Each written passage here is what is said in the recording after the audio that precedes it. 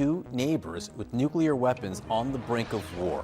India carrying out its deepest strikes inside Pakistan in more than 50 years. We are committed to take firm and decisive action against terrorists and those who support them. China's role is very interesting here. On one hand is their iron brotherhood with Pakistan. On the other is the reset with India amid the trade war with the US.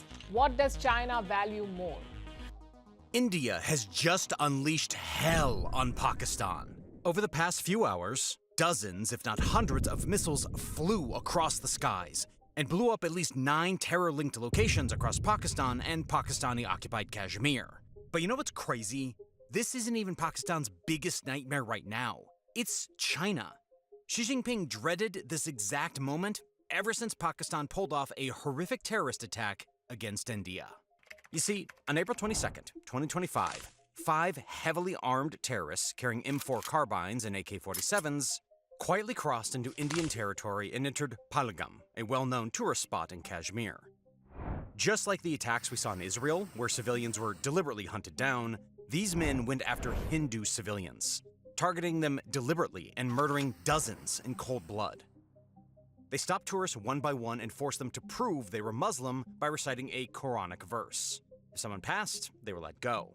If not, they were ordered to pull down their pants to check if they were circumcised, a practice common among Muslims but not the Hindu community. Those who failed both tests, mostly Hindu men, were executed on the spot.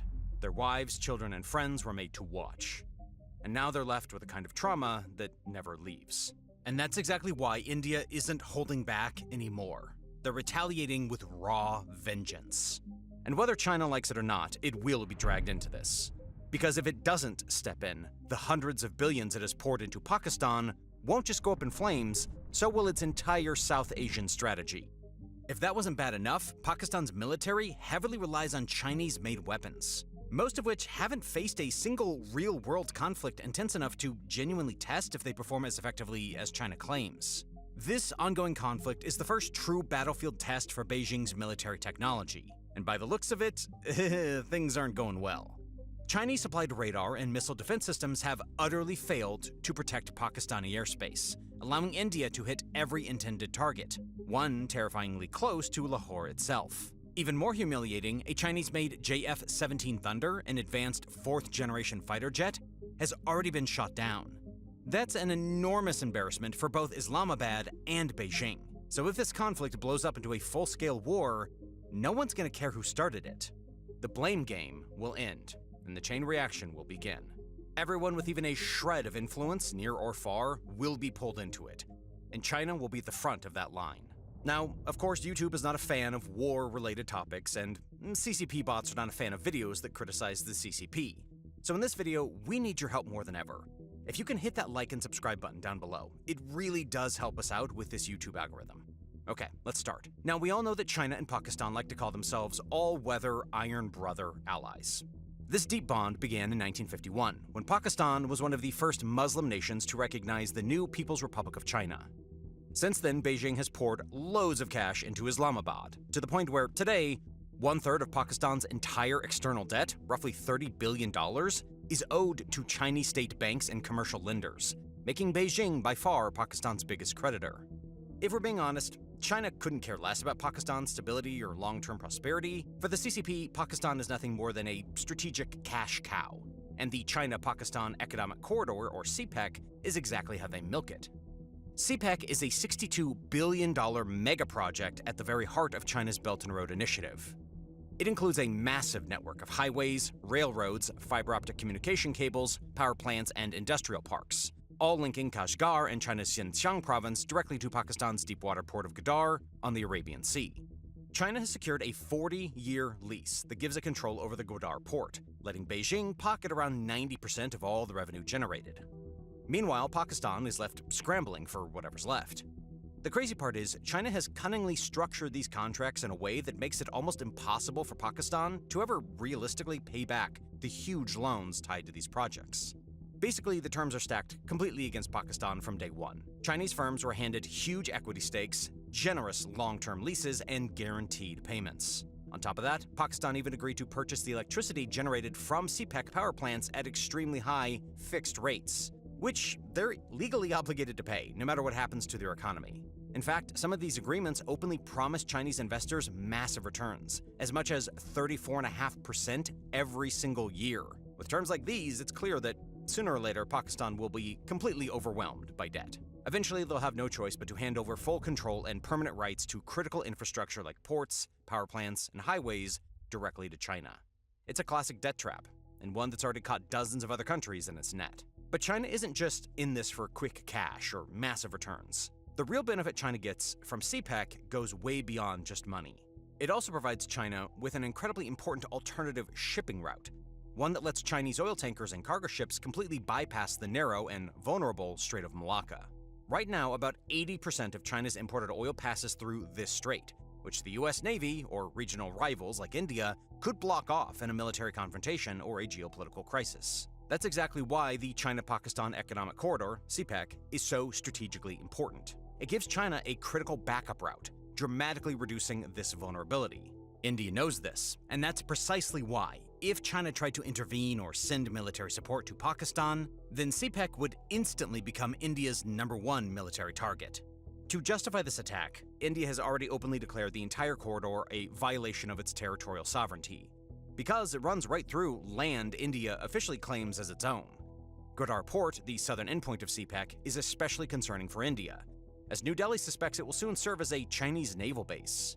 To fully understand just how vulnerable China really is here, let's take a close look at this map. The CPEC corridor begins right here, in China's Xinjiang region. From there, it crosses into Pakistan through a narrow mountainous pass known as the Khunjarab Pass. After that, it heads straight down into Gilgit-Baltistan, a highly sensitive region that India officially claims as part of its Jammu and Kashmir state.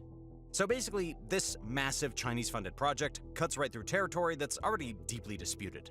To India, it's an open insult and a direct challenge to its authority. Now, with the conflict already underway, the billions China poured into CPEC might soon become worthless. India could immediately launch an offensive to take back what it firmly considers its own territory, instantly turning the entire northern half of the CPEC into an active war zone. China knows this danger perfectly well. That's exactly why they've already stationed thousands of soldiers throughout this sensitive area, desperately trying to guard their investments and keep control. But honestly, even with those troops in place, if an actual war breaks out, none of that will really matter. Those billions of dollars China spent building highways, power plants, and infrastructure would instantly become sitting ducks, easy targets within direct range of Indian artillery, missiles, and fighter jets. And we're not talking about hypothetical long-range strikes here. These locations could be hit with deadly accuracy in mere minutes. As for Pakistan, despite heavily relying on Chinese cash and military support, they're already failing to defend these vulnerable projects. Pakistan's economy is collapsing, and its military is stretched dangerously thin. With Indian strikes already hitting targets deep inside of Pakistan, Beijing is now facing an urgent decision: step in directly with its own forces to safeguard billions of dollars in investments, or risk losing everything. But as you'll soon see, that's actually extremely unlikely, and I'll explain exactly why in just a bit. But first, let's move a bit further down south on our map, because as messy as things look up north, the situation down here in Balochistan is actually even worse for China. Now, if you haven't heard much about Balochistan, don't worry, you're definitely not alone. Most people haven't, but let me quickly explain why this region matters so much right now. Just like the conflict in Pakistan-occupied Kashmir we discussed up north, the troubles in Balochistan also began around the very birth of Pakistan itself back in 1947. Back then, when British India was being divided into India and Pakistan, Balochistan wasn't even fully sure it wanted to be a part of the newly created Pakistani state. You see, before Pakistan officially became a country, a big part of what is today called Balochistan belonged to a separate princely state known as Kalat. The ruler there, known as the Khan of Kalat, initially had no interest in joining Pakistan at all. He wanted complete independence for his region. But Pakistan had completely different plans. Under heavy pressure from Islamabad, the Khan of Kalat eventually gave in and officially agreed to join Pakistan in 1948. Not everyone agreed with this decision, though. In fact, the Khan's own brother, a man named Prince Abdul Karim, rebelled immediately. Abdul Karim fled across the border into neighboring Afghanistan, gathering local fighters, and quickly launched the very first armed rebellion against Pakistan in July of 1948. That rebellion set the stage for decades of ongoing tensions and conflicts that continue right up to today. Now, at this point, you're probably all wondering, why exactly are the people in Balochistan still fighting nearly 80 years later? Well, there are a few important things you need to know first. To start off, Balochistan is huge. It's actually Pakistan's largest province by far, covering more than 40% of the entire country's land area. It's also loaded with huge reserves of natural gas, massive copper mines, gold deposits, oil fields, I mean, you name it. Balochistan probably has it somewhere underground. Yet despite sitting on all this immense wealth, the people living there are some of the poorest in the entire country. To put this into perspective, even though over 40% of Pakistan's natural gas comes directly from Balochistan, many local residents there don't even have basic gas connections in their own homes. Instead, the riches from Balochistan's natural resources are pumped straight into Islamabad and wealthier provinces like Punjab. So what do the local people get in return?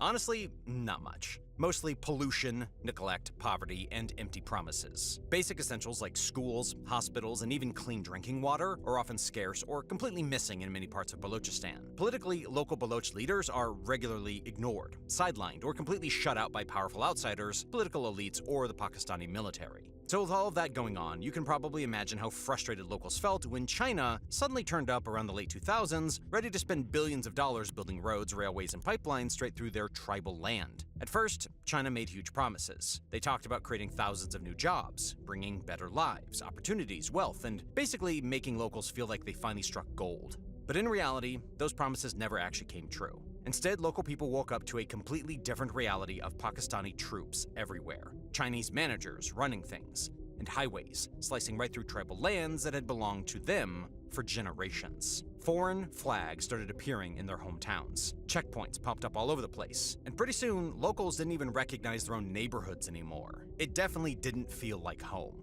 So naturally, all this built-up frustration quickly turned violent. Local rebel groups, especially one known as the Balochistan Liberation Army, the BLA, began directly targeting Chinese projects and personnel. For instance, in April of 2022, a suicide bomber attacked a university in Karachi, specifically killing 3 Chinese teachers who were working there. Just 1 year earlier, in 2021, another bomb ripped apart a bus carrying Chinese engineers, killing 9 of them instantly. And these are only some of the high-profile incidents that make global headlines. In reality, there have actually been dozens of other small but deadly attacks targeting Chinese workers, engineers, convoys, and infrastructure all across Balochistan. Another big problem that China and Pakistan now have to deal with is the Taliban taking back control of Afghanistan in 2021. At first, most people assumed the Taliban would remain friendly with Pakistan. After all, Pakistan had openly supported and sheltered the Taliban for decades. But surprisingly, that's not what ended up happening. Instead, after regaining power, the Taliban quickly began to openly distrust and dislike Pakistan. And soon, relations turned sour. In fact, since coming back into power, Taliban fighters have been repeatedly clashing violently with Pakistani soldiers along their shared border. And the situation keeps escalating. For example, in December of 2022, Taliban fighters directly attacked several Pakistani border outposts near Chaman, killing multiple Pakistani soldiers and sparking serious tensions. Just a few months later, in September of 2023, intense battles broke out again, this time at the busy Torkham border crossing, leaving several people dead and many more injured on both sides. The Taliban hasn't even tried to hide their anger towards Pakistan. They openly accused Pakistan of interfering inside Afghanistan's internal affairs, secretly sheltering militants opposed to Taliban rule, and overall behaving more like an enemy rather than the ally they were expected to be. In fact, ever since the Taliban regained power, Baloch separatists have found it much easier to operate freely along the porous Afghan-Pakistani border. For decades, Afghanistan has quietly provided refuge, shelter, and even training grounds for anti-Pakistan groups. Now, with the Taliban back in charge and openly distrusting Pakistan, this trend has increased significantly. It's become easier than ever for militants opposed to Pakistan to move, operate, and even plan attacks from Afghan territory.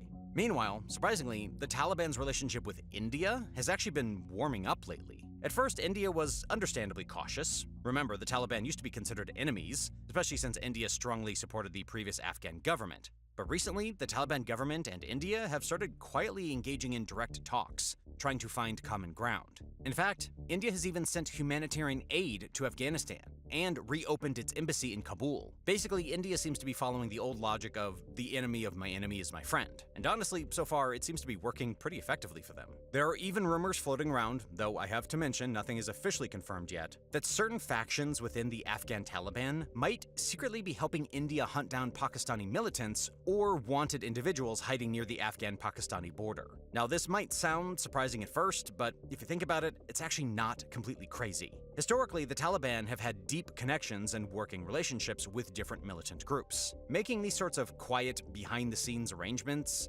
wouldn't exactly be new territory for them. And especially given the recent tensions and outright hostility between the Taliban and Pakistan, it's honestly not all that hard to believe something like this could be happening behind closed doors. On the other hand, relations between China and the Taliban are way more complicated. Sure, officially and publicly, the Taliban government says it's open to Chinese investment, especially because China promises badly needed money and infrastructure. But in reality, the trust between them is pretty shaky. The Taliban aren't exactly thrilled about China's harsh treatment and crackdown against Uyghur Muslims in Xinjiang, especially since many Afghans share strong ethnic, religious, and cultural ties with the Uyghurs. And all of this chaos, the Taliban, the Baloch rebels, the tensions with India, is creating a perfect storm for both Pakistan and China, especially when it comes to their huge joint projects like CPEC and BRI. Now, before we keep going, let me quickly clear up something people often mix up. CPEC and the Belt and Road Initiative, the BRI, are definitely related, but they're not exactly the same thing. You see, the China-Pakistan Economic Corridor we've been talking about is actually just one specific part, although a hugely important part, of something much bigger, known as China's Belt and Road Initiative. BRI is China's gigantic global master plan to build roads, ports, railways, and all sorts of major infrastructure projects in countries literally all across Asia, Africa, the Middle East, and even Europe. It's essentially China's big vision to directly connect itself with every major economy around the world. By doing this, China aims to slash costs, open up brand new markets for Chinese products, and position itself as the economic and political center of the globe for decades to come.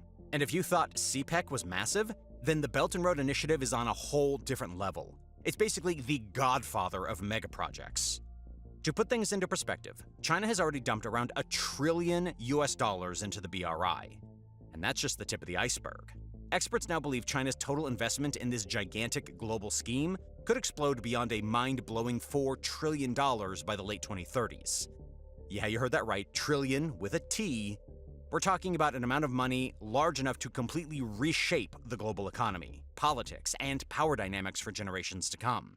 Back when China first announced these big infrastructure projects, tons of countries jumped at the opportunity, drooling over the potential profits and the wealth they thought they'd make. And honestly, you can't fully blame them. China presented the whole thing like some kind of dream come true, and it sounded like the perfect deal. But now, fast forward just a few short years later, and the reality has turned out completely different. Many of these countries have quickly discovered they're barely able to pay back the huge Chinese loans they took on to build these projects. In fact, some countries are literally on the brink of bankruptcy. Take Sri Lanka, for example, probably the most famous example so far. Sri Lanka borrowed billions of dollars from China to build ambitious infrastructure, including the massive Hambantota port. But when Sri Lanka, predictably, couldn't repay its debts, China just swooped in and took control of the port on a 99-year lease, effectively gaining long-term strategic control over a critical piece of infrastructure right at India's doorstep.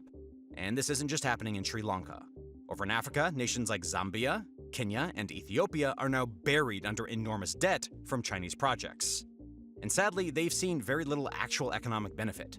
Zambia even made global headlines when it defaulted on international loans, partially because it simply borrowed too much money from China and couldn't keep up with the repayments. And guess what? China expected Pakistan would end up trapped, just like these other countries. And like the others, none of these Chinese investments helped Pakistan's economy. Instead, the exact opposite has happened. The country is now drowning in debt. Right now, Pakistan is running dangerously low on foreign currency reserves, inflation is through the roof, prices for everything are skyrocketing, and they're barely able to make the minimum payments on their debt interest, let alone paying back the original loans. What China was really hoping for was another scenario like Sri Lanka, where Pakistan would get so deep into debt that Beijing would eventually step in and gain permanent control over critical areas, especially those strategic territories in Pakistan-occupied Kashmir, the POK. But here's where China's plans could completely fall apart. If war breaks out, and India strikes first, bombing key infrastructure and quickly reclaiming territories it considers its own, then all of China's carefully laid plans go straight up in smoke.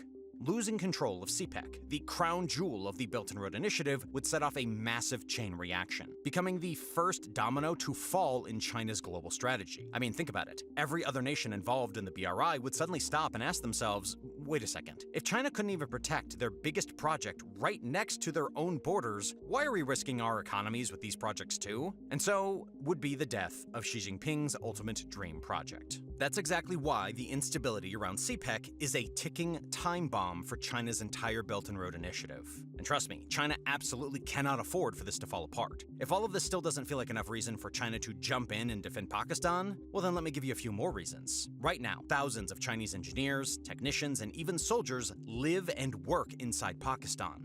By one count, over 14,000 Chinese nationals have recently been involved in CPEC projects. Many of them are concentrated in dangerous areas like Gwadar and other parts of Balochistan, exactly where militants and insurgents have repeatedly targeted Chinese workers before. Just in the past few years alone, there have been more than a dozen major attacks specifically targeting Chinese citizens working in Pakistan, killing dozens of them. Chinese diplomats have openly voiced their frustration, even publicly calling it unacceptable for us to be attacked twice in only 6 months. Which is why Beijing sent its own security team, equipped with armored vehicles, to protect these sensitive projects directly. Now imagine how much worse this could get if the conflict escalates further. Fortunately for the Chinese, India's strikes have so far remained limited to Muzaffarabad, Kotli, Bagh, and selected targets in Punjab province. But make no mistake, Gwadar and the rest of Balochistan aren't too far away. The moment China escalates tensions or tries playing hero, every Chinese worker, every technician and soldier, along with their families in Karachi, Lahore, Gwadar, and across Pakistan, instantly become a potential target. China would immediately face a logistical nightmare, evacuating thousands of its citizens from an active war zone while scrambling to protect billions of dollars in vulnerable infrastructure.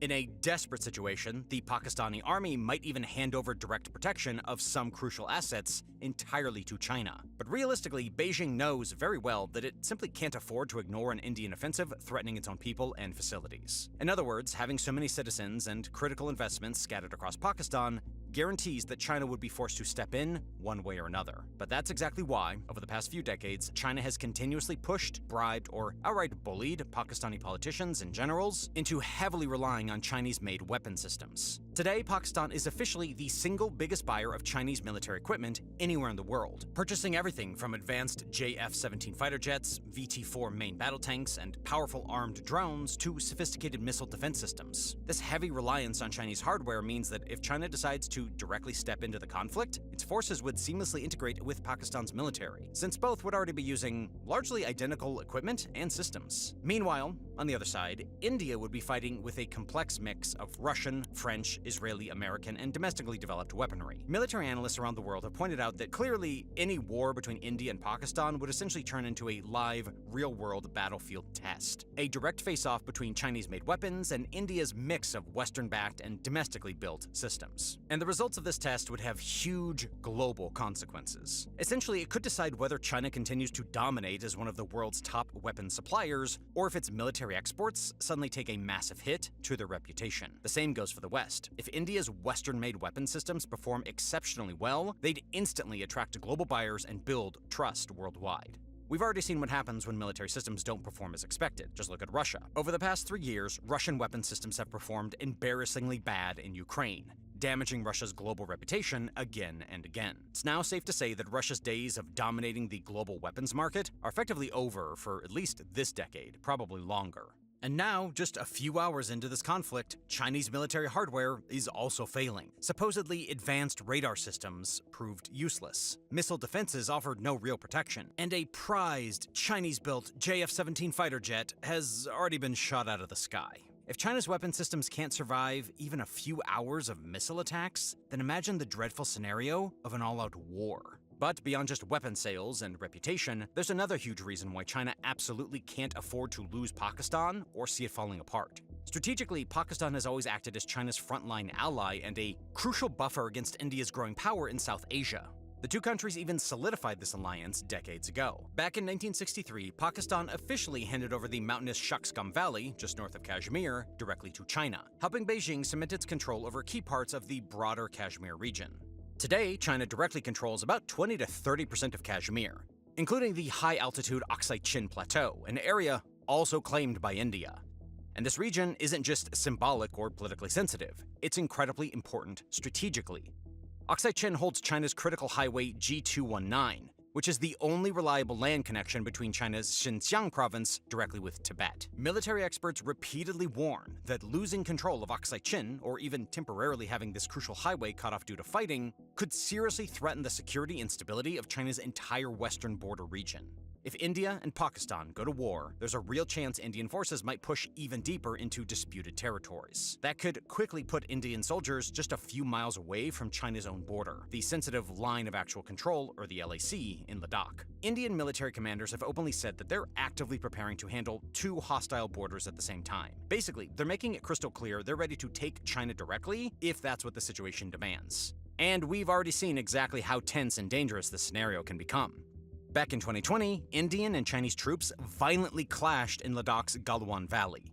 It was a deadly fight that shocked both sides and showed just how quickly things can spiral out of control.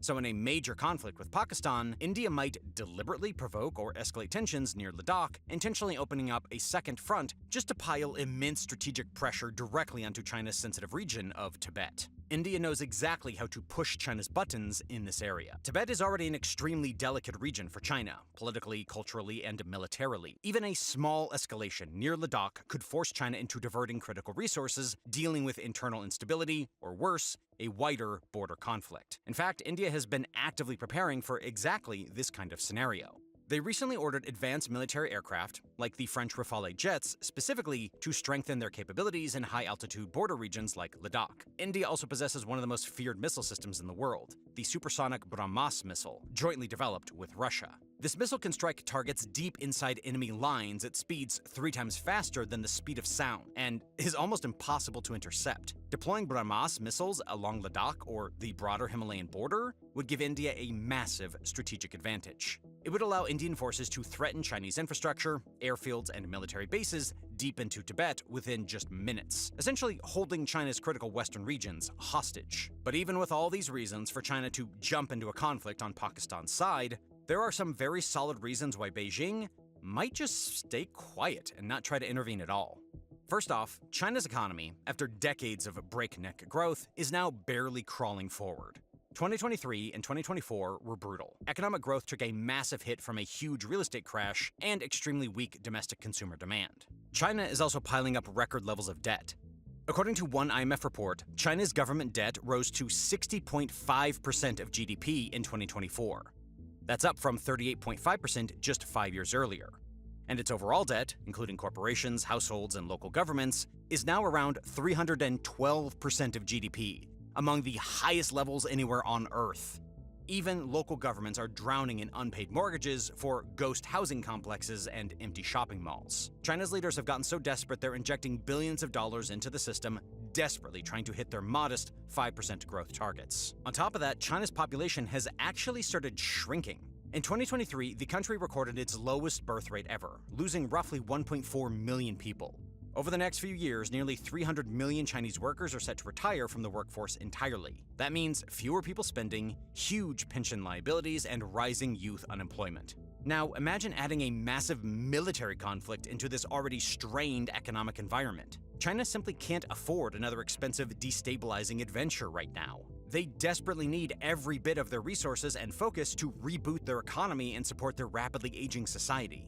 Second, China's military is already stretched thin in other critical regions. For instance, Beijing has steadily expanded its naval and air presence in the South China Sea, frequently clashing with neighbors like Vietnam, the Philippines, and Malaysia over disputed islands and reefs. And then there's the issue of the Taiwan Strait. Beijing constantly warns it might someday reunify Taiwan by force if necessary. The US, meanwhile, keeps sending aircraft carriers through the region and boosting military alliances with Taiwan's partners. China understands very well just how dangerously explosive that situation could become. With all of this happening, opening a third front against India in the Himalayas would be nothing short of disastrous. If war broke out, China's military resources and focus would be dangerously divided, forcing Beijing to pull precious troops, missiles, fighter jets, and naval assets away from critical areas like Taiwan and the South China Sea. Even worse, a Himalayan war could escalate and potentially draw in larger global powers. Imagine if the US Navy chose to support India, or if Russia felt pressure to back China militarily. China definitely doesn't want to risk such a scenario. And it's not just China that would be deeply worried. A regional war involving China would quickly shake global politics to the core. For example, the United States has steadily moved closer to India through alliances like the Quad and various bilateral defense agreements. Publicly, the US would obviously call for peace and restraint. That's our standard response whenever India and Pakistan clash. In fact, both China and the US have already urged immediate de-escalation after the recent attack in Kashmir. But realistically, if Chinese troops or fighter jets actually moved into Pakistan to threaten India, then Washington would quietly but urgently ramp up support for India, sharing crucial intelligence, accelerating arms deliveries, or maybe even providing direct diplomatic backing. Russia would also face a tough situation. Moscow maintains a strategic partnership with Beijing. Yet at the same time, Russia is historically one of India's largest arms suppliers, selling advanced weapon systems to New Delhi. Russia would probably attempt neutrality at first, calling for peace publicly, while quietly offering diplomatic support to both sides to maintain leverage. Middle Eastern powers could get dragged into the mix as well. Pakistan has historically relied on Gulf allies, especially Saudi Arabia and the UAE, for financial aid, political backing, and occasional military assistance. But in a crisis involving China and India, these countries would tread extremely carefully. In reality, nobody would genuinely win a war involving China, least of all Beijing itself. Sure, China generally benefits from an India that's somewhat unstable or distracted, but there's a big difference between benefiting from a bit of instability and getting dragged into a full-blown catastrophic war. War with India isn't something Beijing actually wants. It's way too costly, risky, and destabilizing, especially considering all the internal issues China is already facing. Beijing knows perfectly well that the main trigger for all this tension, terrorist groups operating freely inside Pakistan, isn't something they can afford to ignore anymore. If this time India doesn't decisively deal with these terrorists inside Pakistan's territory, China might feel it has no choice but to step in and take care of them itself. Because at this point, China simply can't afford another day of uncertainty, tension, or threats to its huge investments and thousands of citizens in the region. One way or another, they'll want this terrorism issue dealt with once and for all, preferably without triggering a bigger conflict. Thanks for watching.